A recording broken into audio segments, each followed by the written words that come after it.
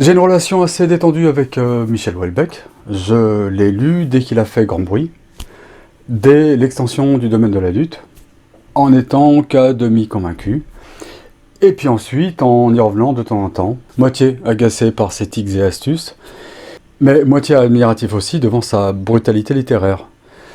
Je n'ai pas tout lu, tant s'en faut, mais j'ai bien aimé, globalement. Et puis quelqu'un qui se reconnaîtra m'a offert récemment ceci, Restez vivant. C'est un recueil de textes qui contient, entre autres, une assez saignante et poignante déclaration d'intention poétique, une espèce de lettre à un jeune poète, mais à gros doigts, et qui m'a donné envie de lire la poésie du monsieur. Et je dois dire que j'aime vraiment bien, mais vraiment. Ma sœur était très laide à l'âge de 17 ans. Dans sa classe de 3e, on l'appelait Gradouble. Un matin de novembre, elle sauta dans l'étang, mais on la repêcha. L'eau était jaune et trouble. Blottie sous l'édredon comme un gros rat obèse, elle rêvait d'une vie sereine et peu consciente, sans relations sociales et sans espoir de baise.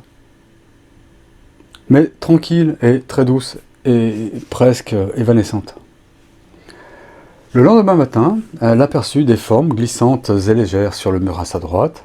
Elle dit « Reste avec moi, il ne faut pas que je dorme. » Je vois un grand Jésus dans le lointain. Il boite.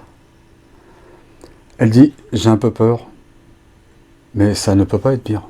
Crois-tu qu'il reviendra ? Je vais mettre un corsage. » Je vois des petites maisons. Il y a tout un village.